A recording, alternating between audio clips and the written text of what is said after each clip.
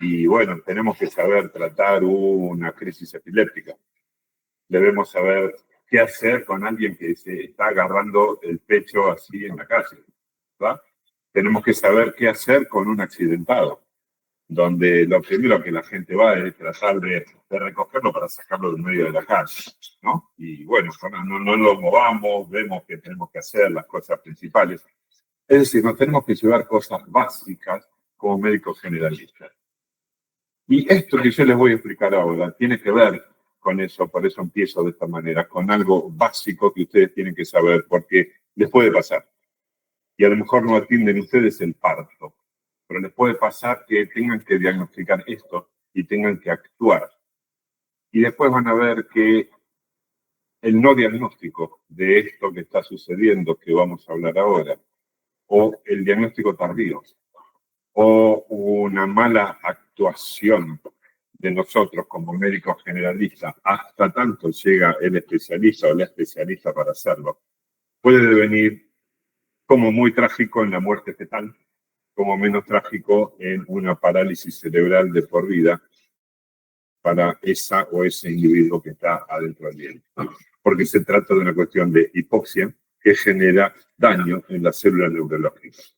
Por lo tanto, todo lo que nosotros podamos hacer en función de revertir el cuadro que se presenta solito, que no tiene mucha sintomatología, y hay que pensarlo y hay que ir a buscarlo. Y hay que saber diagnosticarlo. No es tan difícil, por cierto, pero ¿saben qué es lo más difícil? Aquello que no se me ocurre hacer. Cuando se me ocurre algo, lo voy a buscar. Puedo innovar. Es lo que tiene hoy todavía la mente humana frente a la computación. Algún maestro de ajedrez, cuando lo invitaron a participar de un desafío con la famosa Deep Blue, que era una computadora que debería ser la mitad de toda esta habitación, con toda la información del mundo de todas las partidas de ajedrez, y encima mucho más rápida. Y el campeón del mundo de ajedrez en ese momento, no me acuerdo si era Kasparov o alguno de esos rusos famosos, pensó un poco, todos les aconsejaron que no, y él aceptó el desafío. ¿Y saben cómo lo justificó? Le dijo, ¿saben cuál es la diferencia entre esa máquina y yo? Yo invento. Yo pienso. La máquina ve las jugadas y puede imitar. Mucho más rápido. Pero no sabe la jugada que yo puedo inventar. Y bueno, de eso se trata la vida a veces, ¿no? Hoy, sí, con la inteligencia artificial estamos más cerquita, pero la inteligencia artificial no nos va a ayudar a nosotros a descubrir esto. ¿De qué se trata? Vamos un poco a avanzar. Hablamos antes acá en el título, decía hipoxia fetal aguda. Es muy fácil de entender. Cuando las cosas se llaman de la manera que nos explica la fisiopatología, es muy fácil acordarse y entenderlo. Ustedes van a encontrar este tema en los libros y lo van a encontrar en la bibliografía como sufrimiento fetal agudo. Me pasé de los 44 años que trabajé, me debo haber pasado los últimos 30, cuando más o menos me la creía un poquito, ya era alguien más experimentado y podía discutir y decir, sufrimiento, ¿qué interpreta la gente? ¿Qué interpretan ustedes mujeres, ustedes varones, pareja, cuando el médico, la médica, la obstétrica le dice, el bebé tiene un sufrimiento? Ah, sí, es de salud, algo le está pasando, pero ¿de qué se sufre en la vida? ¿De dolor? ¿Y al bebé le está doliendo algo? Para nada. ¿De qué se sufre? De problemas económicos. ¿Está? El bebé no lo tiene. ¿De qué más se sufre en la vida? ¿De qué han sufrido ustedes? Ahí está, ahí quería llegar.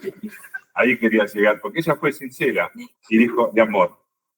¿Está? Y la verdad es que ahí se sufre de amor. Y te digo más, y ahora vas a escuchar el murmullo. Quien no ha sufrido por amor, no estuvo enamorado todavía. ¿Está? A ese nivel se sufre por amor. Bueno, muy bien. ¿Y de qué está sufriendo nuestro niño? Un cuadro de compromiso de salud mediado por la hipoxia. pero la gente no sabe eso. Si yo en lugar de sufrimiento fetal agudo lo llamo hipoxia fetal aguda, ¿no es más claro? Tiene un cuadro agudo de compromiso fetal mediado por hipoxia. La misma definición nos está dando la fisiopatología o nos está dando la explicación de qué es lo que le está pasando. Así que vamos a llamarlo hipoxia fetal aguda. Si ustedes tienen sufrimiento fetal agudo, podemos usar los dos términos, son sinónimos y quieren decir exactamente lo mismo. Compromiso fetal agudo intraparto también se ha usado, fetal distress en la literatura inglesa, son todos nombres similares. Definición, fácil, compromiso agudo intraparto del estado fetal mediado por hipoxia, que es exactamente lo mismo que dice el título. Compromiso de la salud fetal que aparece de forma aguda y que está relacionado, causado por la hipoxia. Así de sencillo. Muy bien, vamos a ver un poquitito más. Ustedes vieron monitoreo fetal ya. Muy bien. Entonces, no podemos usar el puntero de ahí. Bueno, los que están en casa van a tener que seguirnos a través de lo que yo digo. La desaceleración variable, ven ustedes que tiene una caída brusca y una recuperación brusca. ¿Está? Esto es diferente a las otras dos que tienen una caída más lenta y una recuperación más lenta. Aparece en cualquier momento la variable, con o sin contracción. Por eso se llama variable, justamente. Y la causa está explicada acá, es la compresión del cordón umbilical. Cuando una bebé tiene un feto, para decirlo correctamente nosotros en la universidad, tiene una circular de cordón al cuello. Cuando se estira, ¿qué pasa? ¿Lo ahorca? ¿Deja de respirar correctamente porque lo ahorca? Eso es lo que cree la gente, porque conocemos la asfixia por ahorcamiento. El cordón se le introduce en el cuello, lo aprieta y lo ahorca. No puede respirar, pobrecito. Pero, a ver, no respiramos todavía por ahí, por la nariz y por la boca, en la época fetal. O sea que si le aprietan el cuello, el problema no es que no pueda respirar por ahí.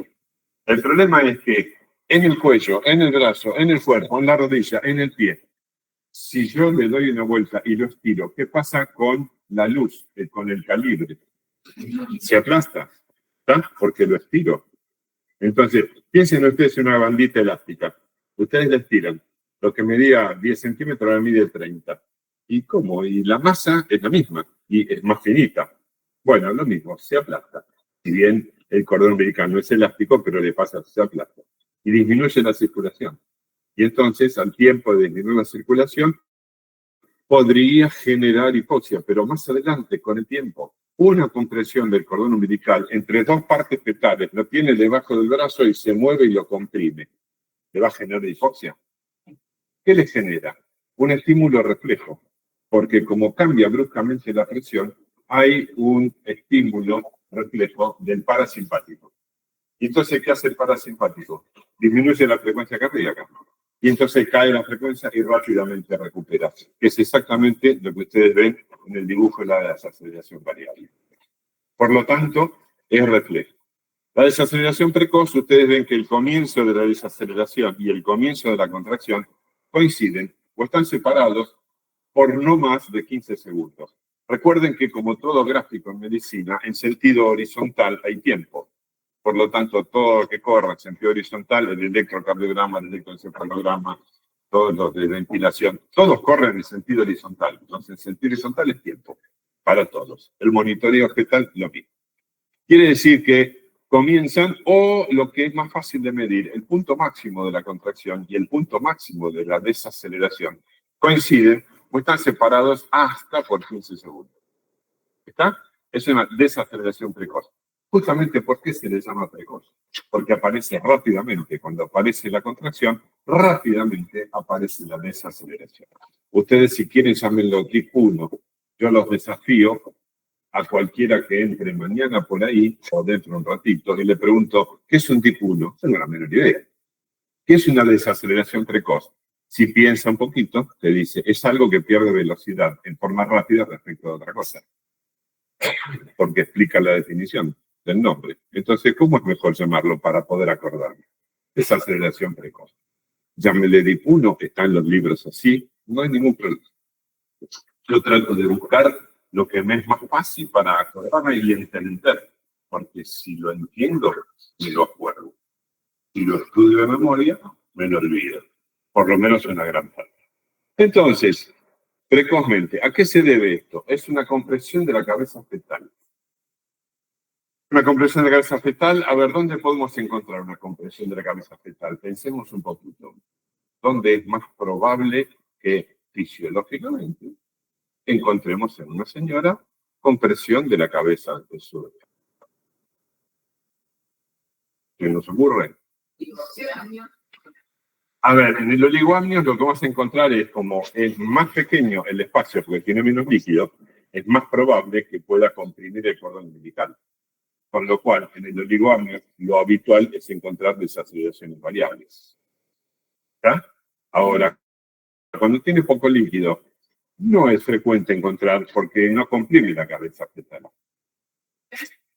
Sí, claro, acá tiene una contracción, pero ¿por qué comprime la cabeza fetal? La señora tiene contracciones hace 4 horas, 5. Hace 4 horas o 5 que está en trabajo de parto, pero ahora tiene la compresión de la cabeza fetal. Claro, claro. Ustedes vieron la pelvis, es un tubo la pelvis. ¿Se acuerdan de los planos de Hodge? Primer plano entra en la pelvis. Segundo plano es, antes era móvil. Primer plano, insinuada. Segundo plano, fija. Tercer plano, cuarto plano, profundamente encajada. Entonces, cuando está encajada o profundamente encajada, ahí el coxis tiene que retropulsar para permitir abrir el estrecho inferior de la pelvis. A veces el coxis no retropulsa, a veces la cabeza es muy grande. Y entonces, con la contracción que empuja desde arriba y la resistencia que tiene la pelvis ósea, se produce un aumento de la presión sobre la cabeza. Empujo algo de acá y algo lo retiene. ¿Qué pasa si empujo un globo contra la pared? El globo se deforma, ¿verdad? Porque la masa no se comprime, solo el aire puedo comprimir. El líquido o el tejido no lo puedo comprimir. Principio físico. Por lo tanto, aumenta la tensión endocraniana. Ese aumento de la tensión endocraniana lo que hace es disparar un reflejo vagal.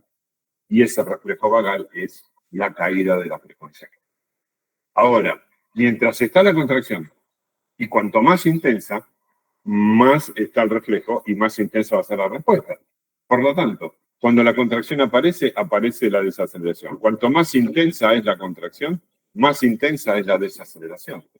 Y al revés, cuando la contracción empieza a ceder, la presión endocraniana empieza a recuperarse, el estímulo es menor y por lo tanto la frecuencia cardíaca va volviendo a su valor inicial. ¿Estamos de acuerdo con eso? ¿Está más o menos entendido? Si hay alguna duda, lo vuelvo a explicar. No hay problema, porque un poco en esto está la diferencia de lo que vamos a ver después. Entender la desaceleración precoz. Ok. La última que tienen ahí es la desaceleración que llamamos tardía. ¿Por qué? Porque se presenta justamente tardía la desaceleración respecto del inicio de la contracción. Y ustedes van a ver que entre el inicio de la contracción y el inicio de la desaceleración hay un periodo de tiempo que debe ser mayor de 15 segundos. Recuerden, si es menor, es una desaceleración precoz. Debe ser mayor de 15 segundos. Y hasta 60 segundos. Y entonces, al aumentar la intensidad de la contracción, aumenta la intensidad de la desaceleración. Y lo mismo, cuando la contracción disminuye, empieza a disminuir, pero lo hace tardíamente. Ustedes ven que acá empieza a disminuir y fíjense el tiempo que hay entre el punto máximo de la contracción y el punto máximo de la desaceleración. Todo esto lleva un tiempo. ¿Y por qué lleva un tiempo? Vamos a ver si lo podemos explicar un poquito más adelante. Está el... Tengo que cambiar el orden de las diapositivas para... Nunca me acuerdo, me voy acá, vengo la rotación siguiente, nunca me acuerdo del tercer mano ahí. Pero bueno, no importa.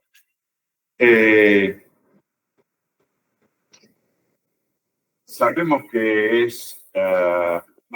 antes de seguir, 3 palabras que tenemos que aprender. Hipoxia, hipoxemia y acidosis. ¿Está? Que son secuenciales. ¿Qué aparece primero? La hipoxemia, que es la disminución del tenor de oxígeno en sangre. Si hay menos oxígeno en sangre, va a llegar menos oxígeno en tejido, que está consumiendo el oxígeno de reserva. Por lo tanto, más tardíamente va a haber hipoxia, que ya es falta o disminución de la presión parcial de oxígeno en las células, en los tejidos. Y por último, es asfixia. Y no les quiero expoliar lo que vamos a ver después, pero acuérdense de la secuencia. Aparece primero la hipoxemia, luego la hipoxia y luego la asfixia. No son cosas diferentes, es una profundización del grado de hipoxia en el tiempo. ¿Está claro? Muy bien. Entonces, cuando empieza a disminuir el aporte de oxígeno en la contracción, ustedes tienen una flecha en celeste al inicio y una amarilla que va marcando el inicio y la progresión en más de la contracción. Lo digo así para que me entienda el que está en casa. Hasta la flechita rosa.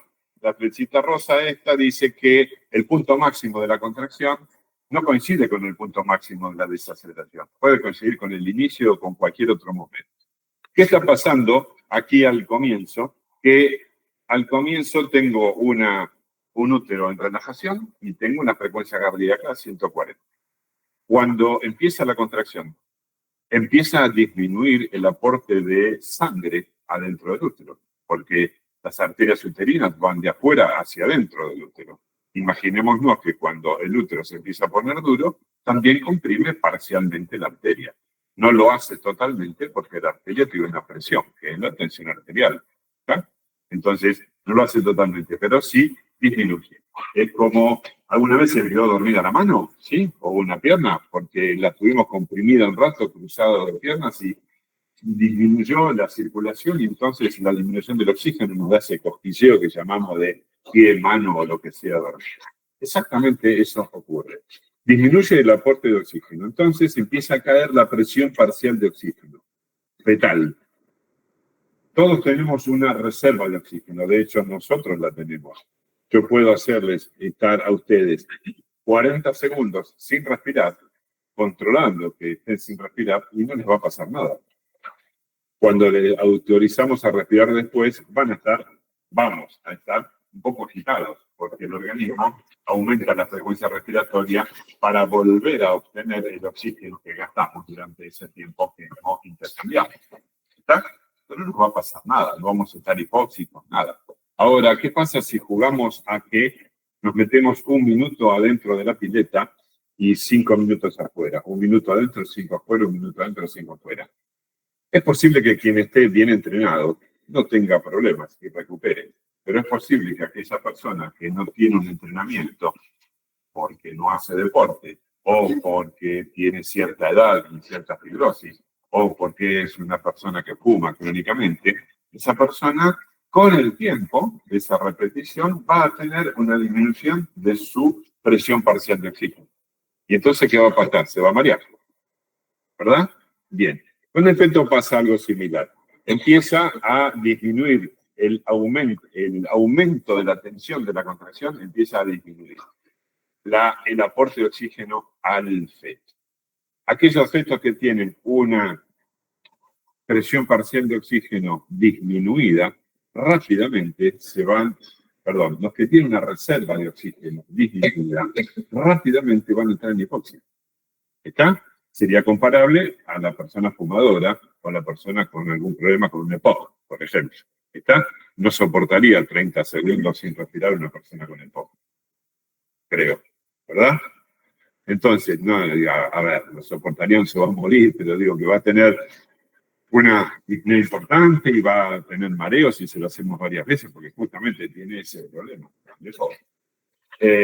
Y puede ocurrir que una persona en un buen estado de salud, un feto bien oxigenado, ante la reiterabilidad y el tiempo de las contracciones, intensidad, frecuencia, se gaste toda su reserva de oxígeno. Entonces, cuando le empieza a disminuir el aporte por una contracción, la presión parcial de oxígeno que vemos arriba como PO2 disminuye por debajo de 18 del nivel crítico.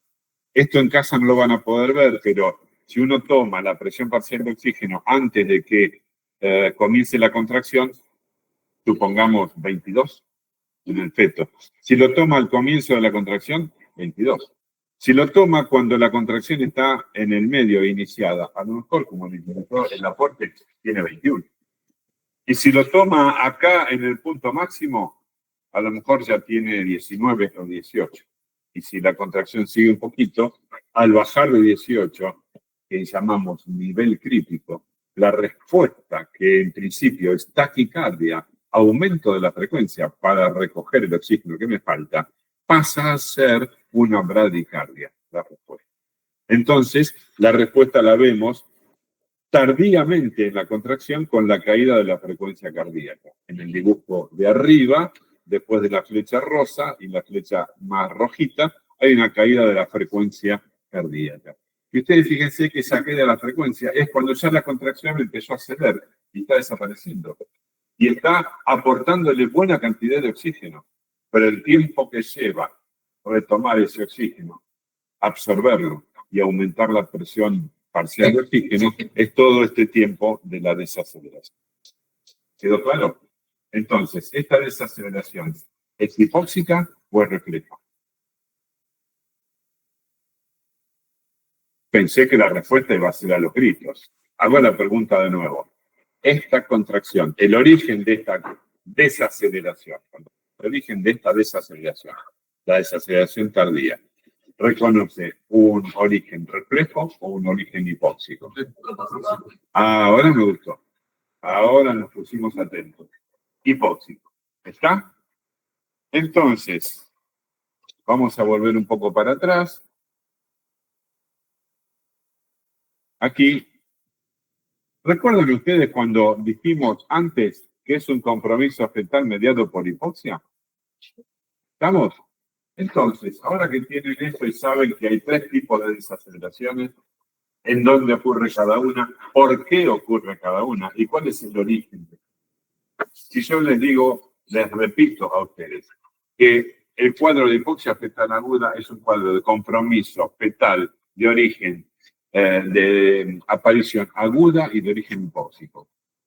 La pregunta sería, ¿cuál o cuáles de estas desaceleraciones ustedes asociarían a un cuadro de sufrimiento fetal agudo? Las tardías. Muy bien. ¿La precoz? No, es refleja. La variable tampoco, es refleja. Por lo tanto, aprendimos que hay distintos tipos, aprendimos que hay distintos orígenes y aprendimos lo que a veces, y disculpen la palabra, a ver, las palabras no son feas ni son lindas, en todo caso las malas palabras son guerra, hambre, qué sé yo, discusiones boludas políticas, ¿está? Quedarse con la guita, eso es mala palabra. Si yo digo culo o teta acá, no hay ningún problema, ¿verdad? Entonces lo que quiero decir es que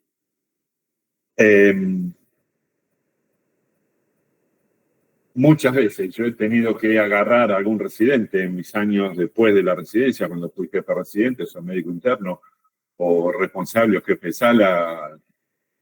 A ver, ¿qué hicieron? Operamos a esta paciente. ¿Por qué? Por sufrimiento fetal. Ok. A ver, traen el monitoreo. Y me traen el monitoreo con desaceleración. Entonces le digo, a ver, mira, ponete lejos. Porque si es una mujer no podés, ¿no? Pero si es un varón, no puedes amenazar.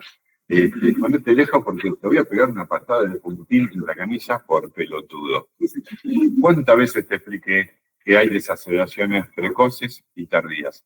Tenés todas precoces, tenés 10 desaceleraciones precoces y operaste en la paciente con diagnóstico de sufrimiento fetal agudo. A ver, te lo tengo que explicar de nuevo que las precoces son reflejas. ¿Está? Y voy a decir, a ver, ¿qué APGAR hicieron pediatría? ¿Saben lo que es un APGAR? Lo explico rápidamente, es una puntuación que se hace sobre la persona recién nacida, que va de 0 cuando está muerta, 10 cuando es excelente. ¿Está? Más cerca de 10, nació bien, más cerca de 1, está comprometido en su salud. Entonces, ¿qué esperarían en un sufrimiento fetal? Que fluirá 4, 3, 2, ¿está? tiene 8 de Apgar al minuto. Bueno, a ver, no te cierra por ningún lado. Tenés que darte cuenta que esto no es un sufrimiento fetal. ¿Ok?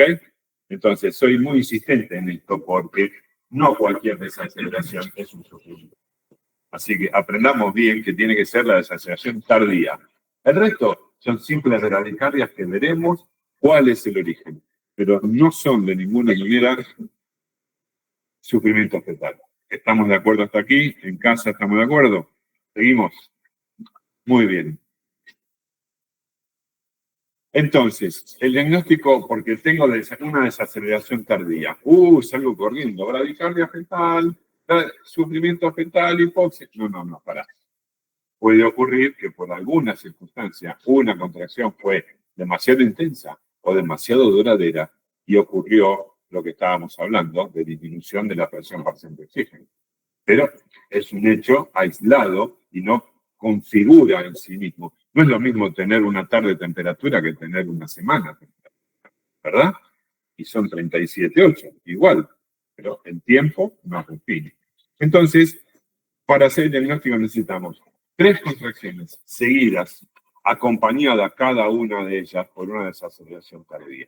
Como dice aquí, la presencia de 3 o más desaceleraciones tardías consecutivas configura el diagnóstico de sufrimiento fetal agudo o hipoxia fetal aguda. ¿Estamos de acuerdo? Tengo que tener 3. Seguidí. Si no, espero y veo. Wait and see, dicen los norteamericanos, ¿verdad?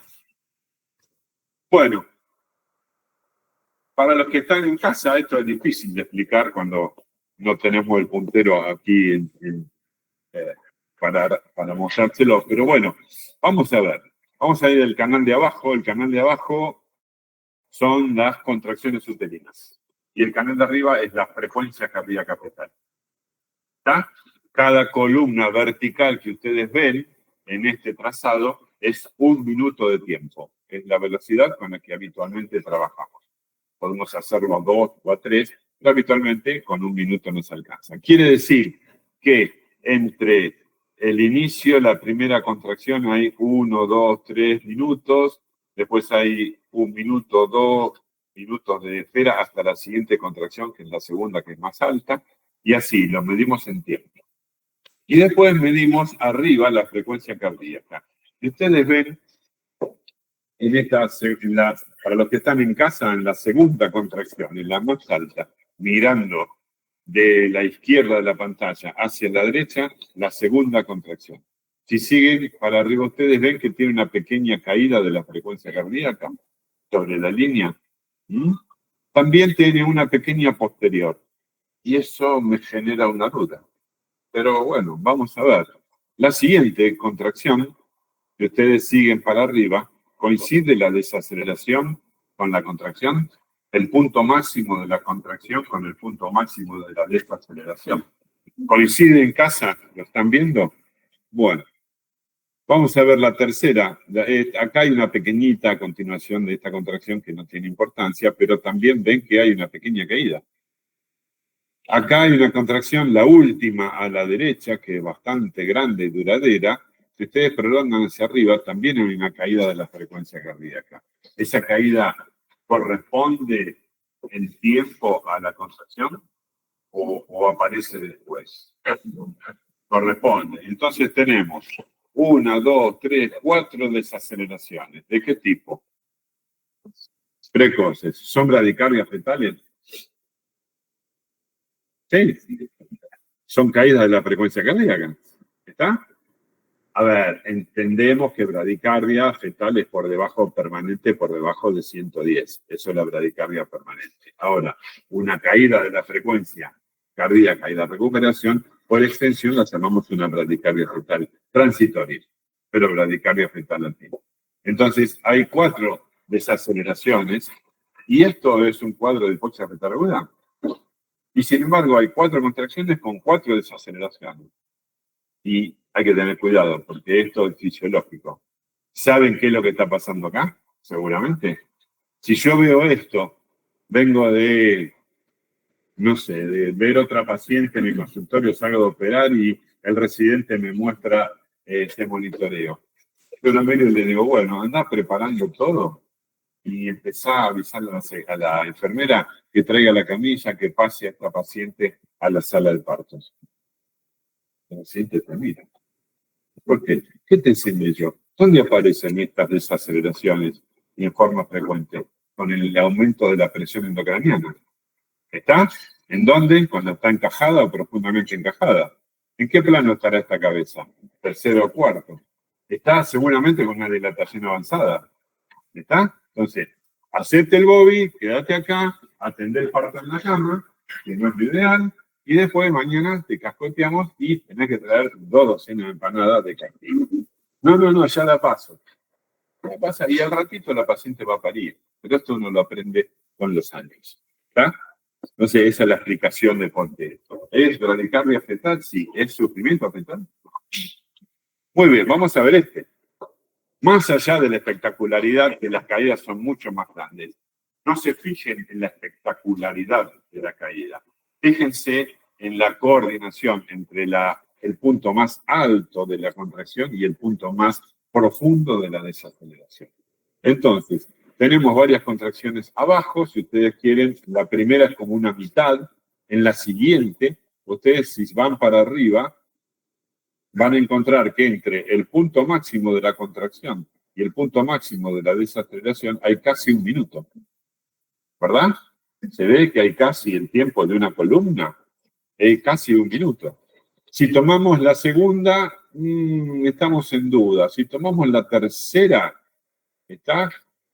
Lo llevamos para arriba y fíjense que desde el punto máximo de la contracción al punto máximo de la desaceleración, también hay casi 1 minuto, o por ahí. Si tomamos la siguiente, y tengo alguna pequeña duda, la siguiente es claramente una desaceleración tardía. Entonces, ¿tengo contracciones? Sí. ¿Tengo desaceleraciones tardías? Sí. ¿Tengo varias desaceleraciones tardías? Sí. ¿Están las 3 seguiditas? Todavía no. ¿Está? Pero no le puedo poner el sello aquí, hipoxia fetal aguda. Ahora, puedo ir tomando precauciones. Porque si lo dejo, esto va a llegar a una hipoxia fetal aguda. Sin lugar a dudas. Entonces, adelantémonos a veces al diagnóstico. Esto es claro. Esto es claro.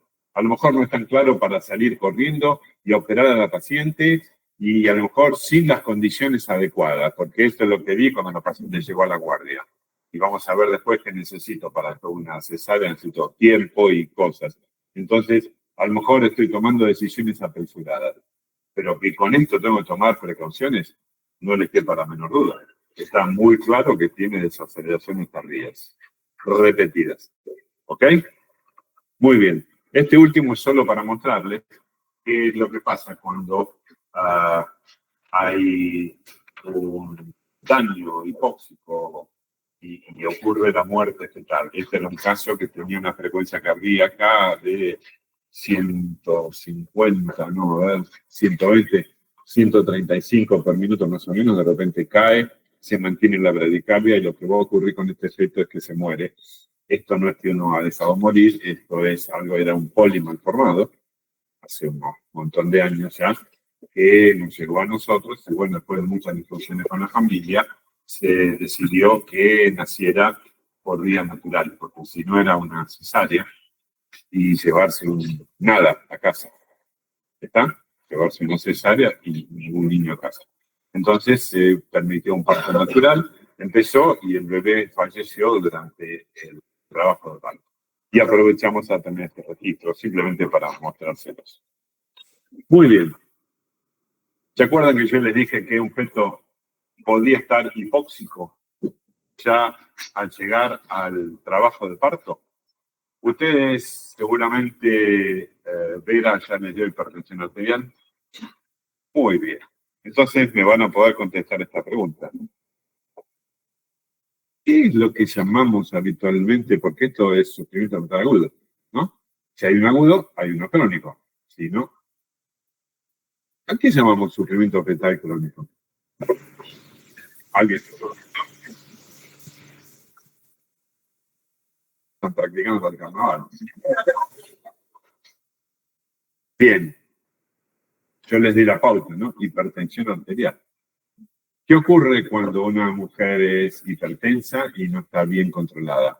¿Qué pasa con el desarrollo fetal? Está disminuido. A eso le llamamos restricción del crecimiento. Cuidado, no retardo, ¿eh? Restricción. Porque si vos hablas de retardo, la madre entiende otra cosa. ¿Ok? Así que restricción.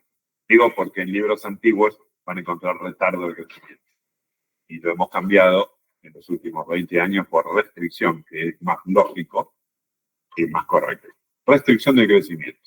Si se restringe el crecimiento, ¿por qué se restringe?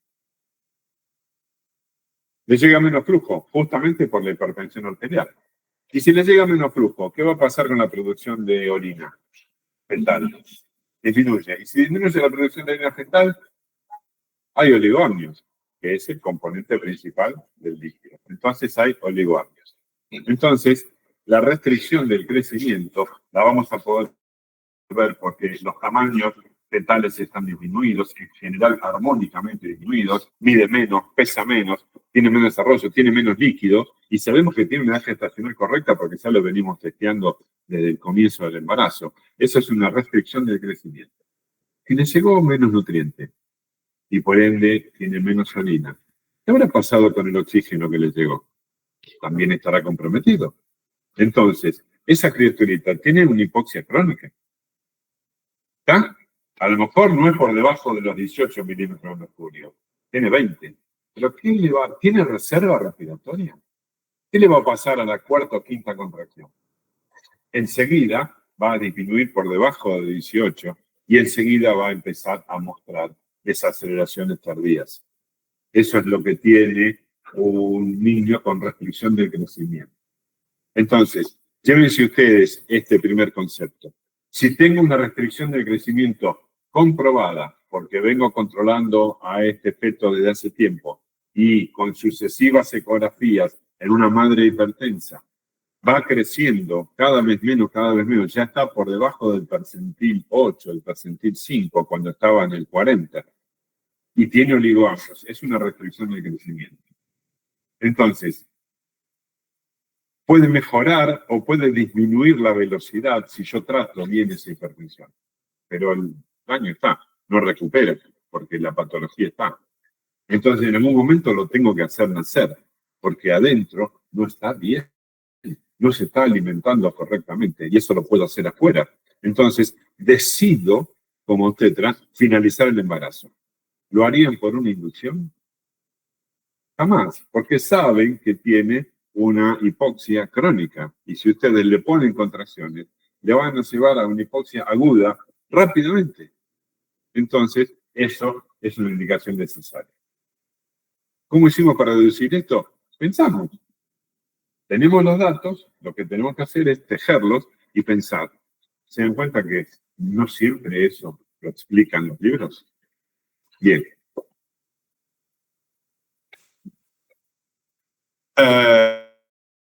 Eso en cuanto al feto hipóxico. Ahora, un feto no hipóxico como este puede tener dos cosas. Un trabajo de parto prolongado. La señora lleva 10 horas porque el bebé es grande y la pelvis es pequeñita. ¿Está?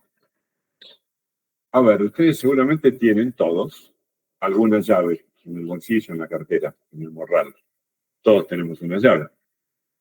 Y esa llave corresponde a una cerradura. Ahora, es probable que si yo tomo una llave de ustedes y la cerradura del otro, sea una llave excesivamente grande, no, esto no entra. ¿Está? Y el otro tomo la llave y le doy en la cerradura y baila la llave, porque no todas las llaves son iguales y no todas las cerraduras son iguales. Muy bien, la llave es el feto, la cerradura es la pelvis. Puede ser un feto pequeño en una pelvis muy grande, puede ser un feto muy grande en una pelvis pequeña, o un feto muy grande en una pelvis normal, o todas las combinaciones que a ustedes se les ocurran. Entonces, si hay una alteración en el tamaño, un feto grande para una pelvis normal, va a tardar mucho tiempo en meterse en la cabeza. ¿Leyeron algo, vieron de fenómenos plásticos en la cabeza fetal? Véanlo, es muy cortito. Busquen en internet, en los apuntes, en el libro, fenómenos plásticos de la cabeza fetal. Y van a ver cómo la cabeza fetal monta, lo pongo acá para que me vean de casa, monta los parietales entre sí, monta el occipital sobre los parietales o los parietales sobre el occipital, ¿está? O sobre el frontal. Y si alguno de ustedes vio un bebé recién nacido de un trabajo de parto largo, la cabeza es ahuevada, ¿o no? Bueno, ese es el fenómeno plástico. A ver, acomoda el volumen de la cabeza, que no lo puede disminuir, lo hace más larguito para que pase por una pelvis más estrecha. Eso puede determinar que necesita tiempo, y mucho tiempo. Entonces el trabajo de parto es muy largo. Si el trabajo de parto es muy largo, puede, con el tiempo, consumir su reserva de oxígeno y entonces entrar en sufrimiento fetal, aún un feto normal. Si por el otro lado un feto normal tiene una hiperdinamia, y seguramente tampoco les han hablado todavía de hiperdinamia, pensemos, ¿qué es hiper? Mucho. ¿Qué es dinamia físicamente? Muy bien. ¿Está? Muy bien. ¿Qué es dinámica uterina? Las contracciones, perfecto. Entonces, hiperdinamia en obstetricia, ¿qué será? Muchas contracciones. Por extensión, pueden ser normales la cantidad, pero o duran mucho o son muy intensas. Cualquiera de las características de una contracción uterina. Duración, intensidad y frecuencia. Generalmente las hiperdinamias vienen juntas. Hay más contracciones de mayor intensidad y de mayor frecuencia.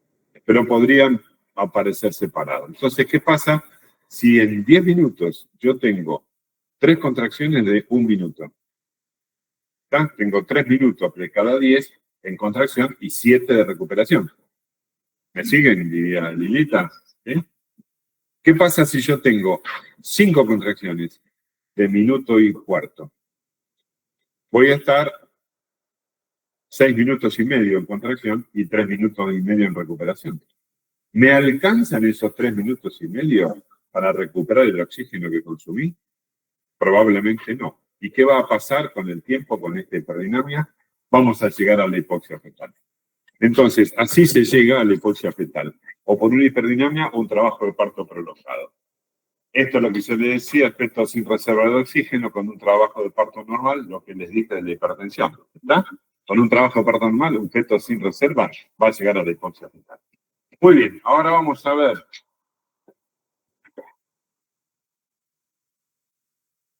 Está alterado el intercambio de gases. De eso estamos hablando, del oxígeno. Por lo tanto, si le llega menos oxígeno, va a poder eliminar menos dióxido de carbono. ¿Verdad? Entonces, va a disminuir la PO2 fetal. Eso se llama hipoxemia. Fuerte. Va a aumentar la cantidad de dióxido de carbono. O sea, va a aumentar la PCO2 fetal. Eso se llama... Muy bien, me está gustando. Ahora, si yo sumo hipoxia más hipercapnia, ¿qué me da? ¿Qué acidosis? ¿Cómo? Fuerte. No te escuchan de casa. Acidosis respiratoria, porque estamos hablando de gases. ¿Ok? Muy bien. Ahora me tienen que seguir un ratito. Interesante. Porque pasa otra cosa, además de eso, que es fácil de entender. ¿Ustedes recuerdan el ciclo de Krebs que estudiaron en el segundo año en química? Ah, puta, ¿cómo me costó química? Bueno, pero por eso lo aprendí bien y después me dediqué a esto y lo expliqué durante los últimos 40 años. El ciclo de Krebs, una molécula de glucosa se transforma en ATP o unidades de energía. ¿Verdad? ¿Recuerdan por cada molécula de glucosa cuántos ATP se formaban? 32, exactamente. Algunos hablan de 36 también, qué sé yo, ponele, 32. Nadie, no hay ninguno que sea profesor de química acá que no critique, ¿no? Listo, ponele, 32. Ok, 32 unidades de energía. ¿Ok? Pero eso en condiciones aeróbicas. En condiciones anaeróbicas, una molécula de glucosa en el ciclo de Krebs produce 2 unidades de energía. 16 veces menos. ¿Está? Entonces, ¿me alcanza con esa energía? No. Voy a tener que aumentar el metabolismo de las moléculas de glucosa. Entonces, para empezar nomás, si aumento el metabolismo de la molécula de glucosa, ¿qué va a pasar con la glucosa fetal? Va a disminuir. Eso se llama hipoglucemia. Y la hipoglucemia fetal, ¿cómo la compensa el feto? Que no come. No le podemos dar un caramelo.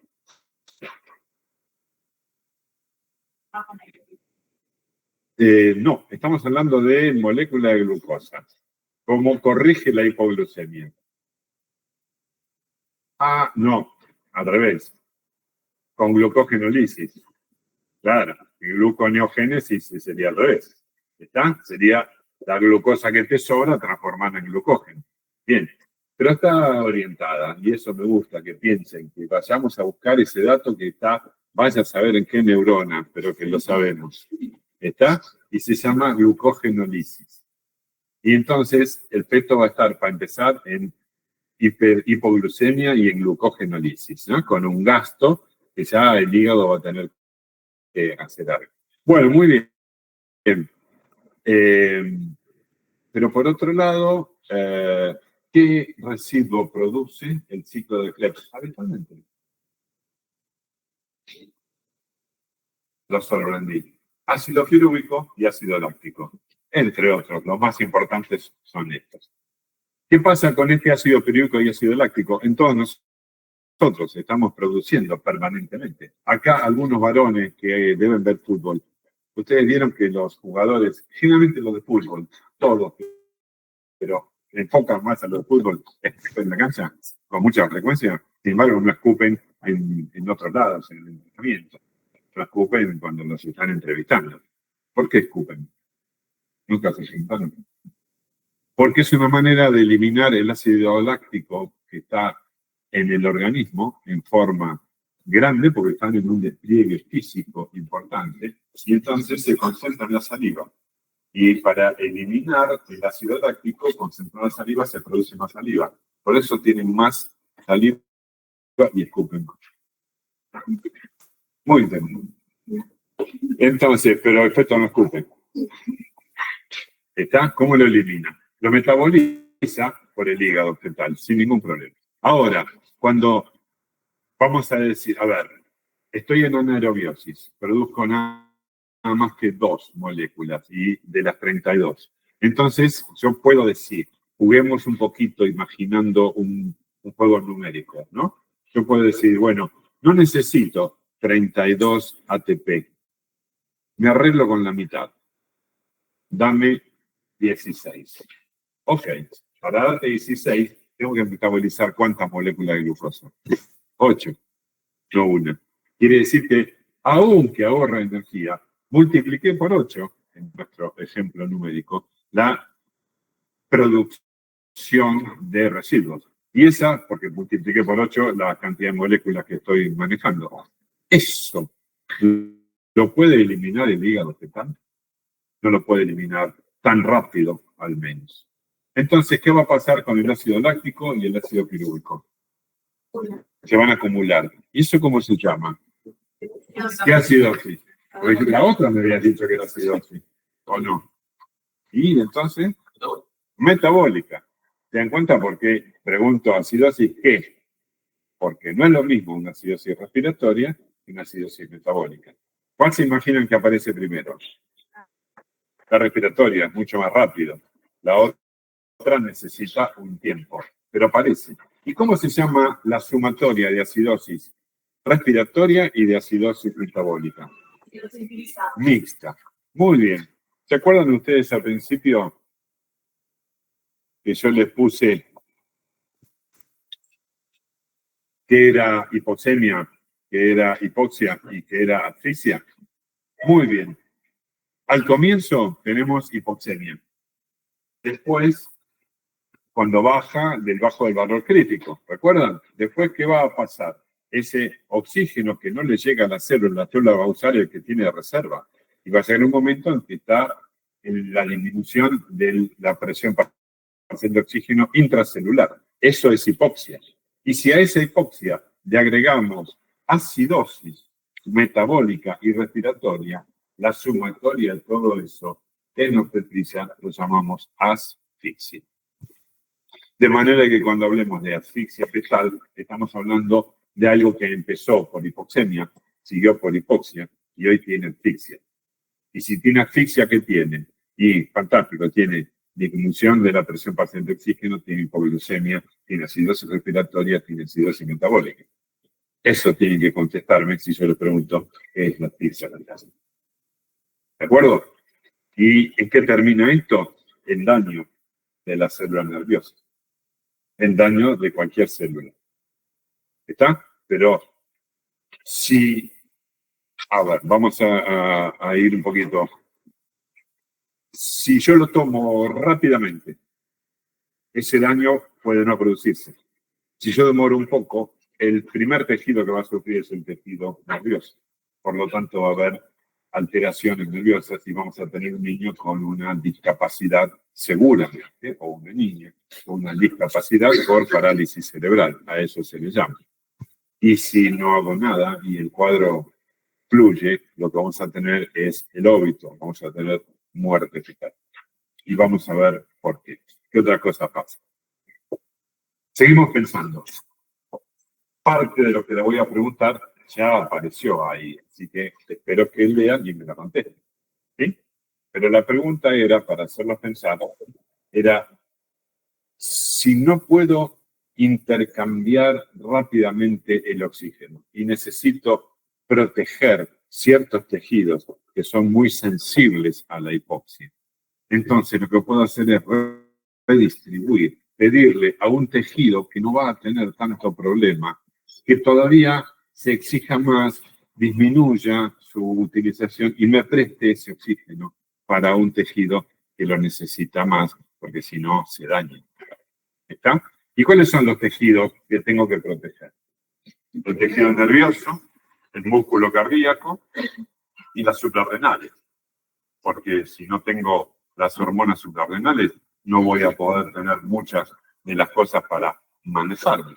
Entonces, necesito tener esas tres cosas, todo el tejido nervioso, el corazón y las suprarrenales. Secundariamente, un poco más atrás vienen los riñones, que si no sufren, llegan a insuficiencia renal. ¿Está? Pero básicamente, de entrada, esos son los tres que más necesito. ¿Y a quién le voy a pedir el oxígeno? Porque todos los tejidos están con déficit de oxígeno. Entonces, a ver, el músculo ya de por sí colabora porque el feto, o la feta, tenemos que hablar de, o el fete, como ustedes quieren, no se mueve.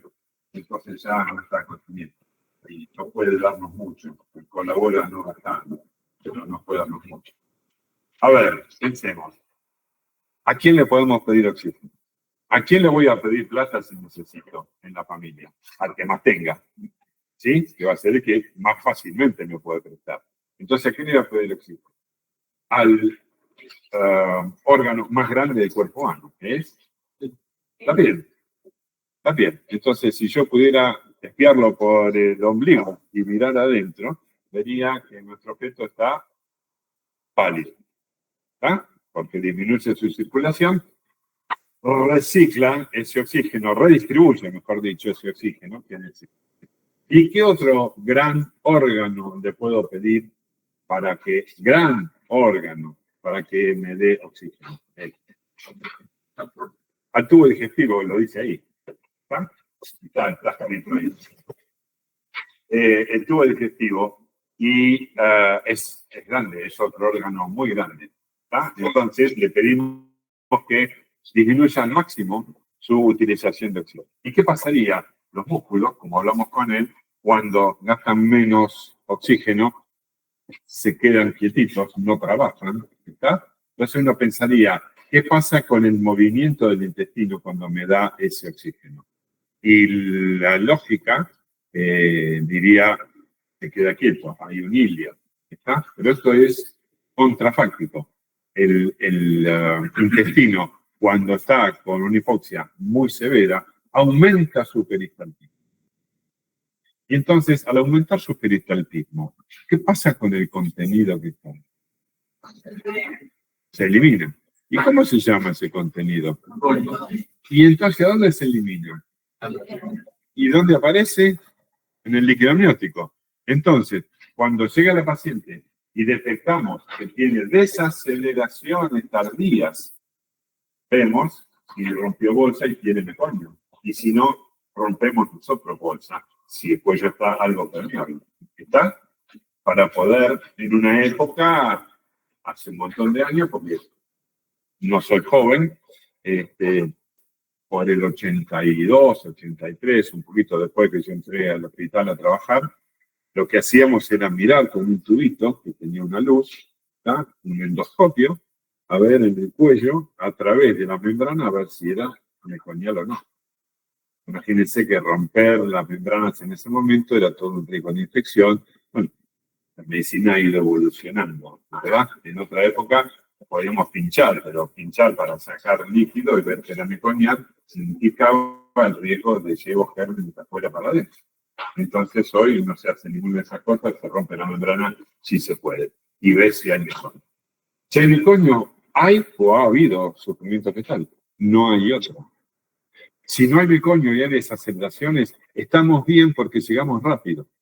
Todavía no es tan profunda la hipoxia, la acidosis en este feto. Y todavía no tiene meconio, no tiene redistribución. Quiere decir que tiene una hipoxia fetal aguda, un sufrimiento fetal agudo, pero todavía no está grave. ¿Se entiende cómo diferencio los grados de complejidad? Porque para aparecer el meconio necesita un tiempo, y un tiempito prolongado, en minutos, en horas. Entonces,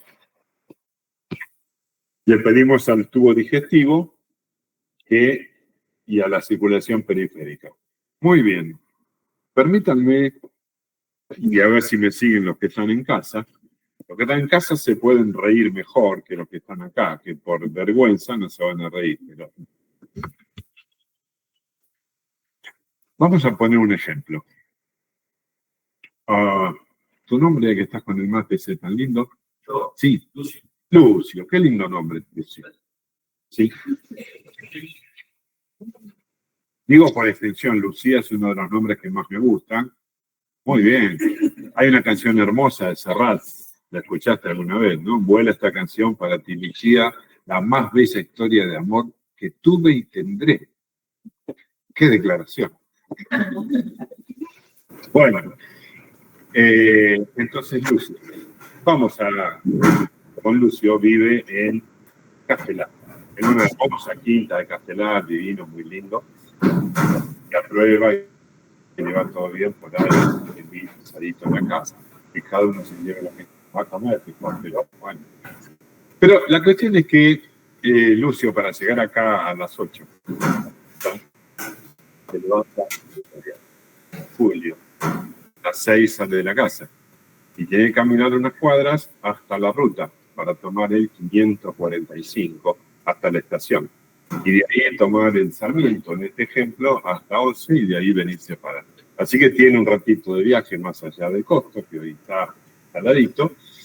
Pero ¿qué pasa? Cuando llega a la ruta, ve un muchacho sin moto que pasan y dan la vuelta y vuelven, y pasan y dan la vuelta. ¿Y qué está pensando Lucio?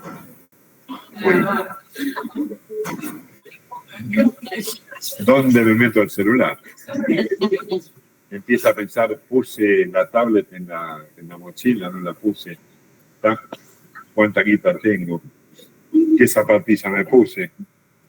Es lamentable tener que hablar de esto en un ejemplo en la universidad, pero es lo que nos pasa. Y tenemos que asumir que es lo que nos pasa. Bueno, volvamos a Lucio. ¿Qué le está pasando a Lucio? Se puso pálido. ¿Sí? ¿Cómo te imaginas que se está preparando Lucio? ¿Cómo está su suprarrenal? Hacia arriba. ¿Sí? Su frecuencia cardíaca hacia arriba. Su frecuencia respiratoria hacia arriba.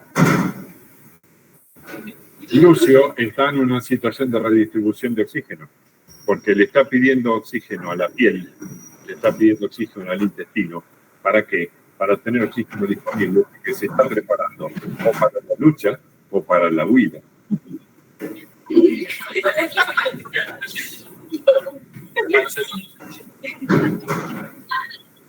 Somos animales y nos preparamos para las dos cosas. Después vemos qué puede ser. Pero bueno, a veces la huida no es tan fácil, ¿eh? Hay que prepararse para las cosas. Bueno, entonces, ¿qué le pasó a él? Está pálido. ¿Por qué? Porque redistribuyó, le pidió a la piel que le mande el oxígeno. Y a tu intestino también. ¿Y qué se imaginan que está pasando en el intestino del oxígeno?